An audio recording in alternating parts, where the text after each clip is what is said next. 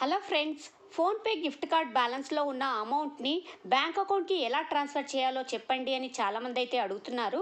PhonePe gift card బ్యాలెన్స్లో ఉన్న అమౌంట్ని మనము డైరెక్ట్గా అయితే మన బ్యాంక్ అకౌంట్కి మనము ట్రాన్స్ఫర్ చేసుకోలేం.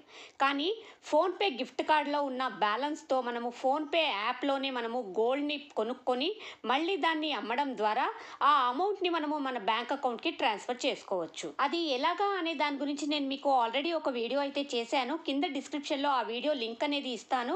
మీరు ఆ వీడియోని ఫాలో అవుతూ ఈజీగా ఫోన్పే గిఫ్ట్ కార్డ్ బ్యాలెన్స్లో ఉన్న అమౌంట్ని మీరు మీ బ్యాంక్ అకౌంట్కి ఈజీగా ట్రాన్స్ఫర్ చేసుకోవచ్చు. ఫోన్పే యాప్లో మనము గోల్డ్ని కొనేటప్పుడు మనకి ఈ రకంగా cash back or PhonePe gift card అనే ఆప్షన్ చూపిస్తుంది.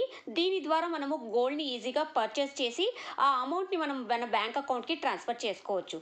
కొన్ని రోజుల క్రితం వరకు ఈ ఆప్షన్ అనేది మనకి చూపించలేదండి, కానీ ఇప్పుడు మళ్ళీ ఈ ఆప్షన్ అనేది వస్తుంది. ఒకసారి మీరు మీ యాప్లో చెక్ చేసుకోండి.